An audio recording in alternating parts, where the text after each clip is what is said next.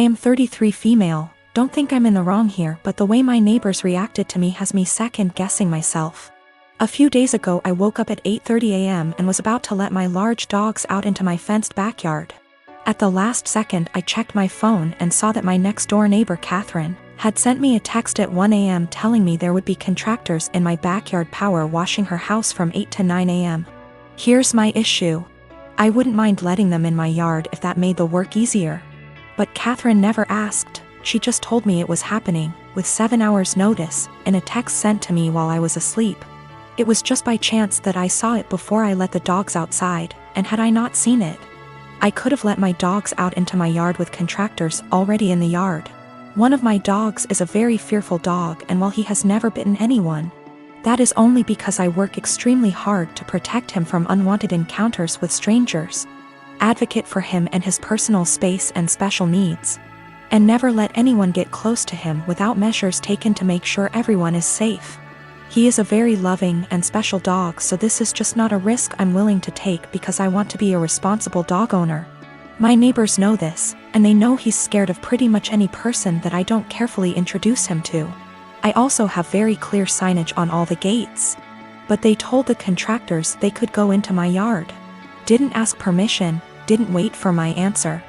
I felt this was an egregious overstep, and just kinda rude and entitled of them to not ask me permission, and just tell me it was happening like I had no say in the matter. I got mad and texted her back and told her that this could have a very serious safety issue and it is not okay, under any circumstances, for them to ever give anyone permission to enter my yard where my dogs could bite them. Unacceptable, and never again. Catherine's husband Jack then blew his top and told me that they didn't have any notice either. They heard from the contractor in the middle of the night and there was no time to notify me. I feel like that's not my problem, and that they should have waited to receive confirmed permission from me before telling the contractors it was okay.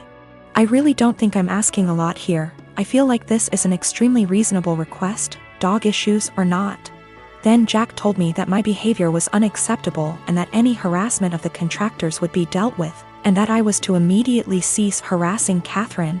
I never even spoke to the contractors. And I sent Catherine a total of 4 text messages that more or less said that this is a boundary they can't cross. This was unacceptable, and they are not to do it again. Jack sent me a few more nasty texts, and at this point I'm not really interested in being friendly anymore. But Jack still said that I was the one who was being unacceptable. Jack just yelled at me from his balcony to tell me that the painters will be coming back multiple times this week and he doesn't know when, so I am calling the company first thing tomorrow and explaining the situation to them. I am installing gate locks this afternoon. I am a 35 years old female, just got engaged to my fiancé 37 male Sam. We do not live together because we're waiting till marriage, given he and his family are highly conservative Christians, but they're really nice and lovable people. I had plans to spend NYE with Sam, but he said he was out for NYE dinner celebration with his parents, then called me again inviting me to join them, and I happily did. His parents were there, they welcomed me and ordered many dishes and desserts and drinks. We celebrated and had great time, that is until it was time to pay. I pulled my wallet out of my bag, letting them know that we'll split the check between us. Sam mumbled, "No, you don't have to, we invited you," but I insisted. He and his parents then stared at me. I asked what was wrong, and both mother-in-law and father-in-law said they didn't have money on them. I was shocked. I turned to Sam and he said he too forgot his wallet at home and didn't bring enough money to cover even on round of drinks. His dad then laughed nervously. "Right, so guess we should let the doctor pay." I was taken aback. I said, "I'm sorry, but no, this is just so much money to spend on one dinner by myself, and I didn't think I was expected to pay the entire bill." Sam said I should pay and he'd pay me back later, but I said no, since I know he will have to get a job to pay that much money. I said, "I'm sorry, but this isn't the first time I've been put in this situation by him and family, where I'm expected to rescue them after they somehow forgot their wallets and expect bothers to pay hundreds for their extravagant dinner." I told them I'll only pay for what I had and that's it. He and his parents were shocked. They started arguing about how I have the potential to pay right there and then, but I was acting as if they were strangers, not family. But that doesn't mean I'm obligated to pay. How could someone go out to a fancy restaurant, order so many dishes, desserts and drinks without bringing money? Sam begged that I just do it and call it a night, but I refused. The argument got heated, then I got up and walked out. Sam called later at 2 a.m. basically yelling that I ruined NYE celebration and made his parents suffer, because I refused to pay the entire bill. AMD instead acted selfishly and paid only for myself, after they were gracious enough to invite me. I told him how unfair it was for me to pay. Even if I have a good salary doesn't mean I want to spend it all on fancy dinner. He didn't reply, he just said he'll pray that my parents will let this go, and not resent me after I basically damaged the relationship with them. I felt awful thinking I should have covered the bill instead of leaving. About a week after my post, I planted a wall of blackberries and raspberries at the two sides of my garden facing the driveway, about 30 centimeters from the edge, so no overhanging branches. On the other side of the berry wall I planted lots stuff like strawberries and tomatoes. To reach the tomatoes and strawberries from the driveway you have either go through the fruit bushes or walk up to my house.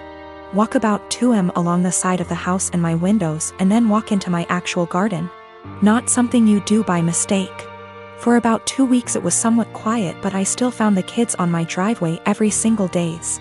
As far as I know they did not enter the garden, and I hadn't noticed them walking around my house anymore. So I figured the bushes were working. About 1 week ago berry season started and my bushes are now full of raspberries, and there's lots of strawberries as well. The neighbors noticed. First I caught the boys picking and eating raspberries, so I told them off and dropped them off at home, told their mom I caught them stealing. That's how I see it, even though it's fruit, and that I'd call the cops next time. She huffed and told me to grow up, but took the boys inside anyway.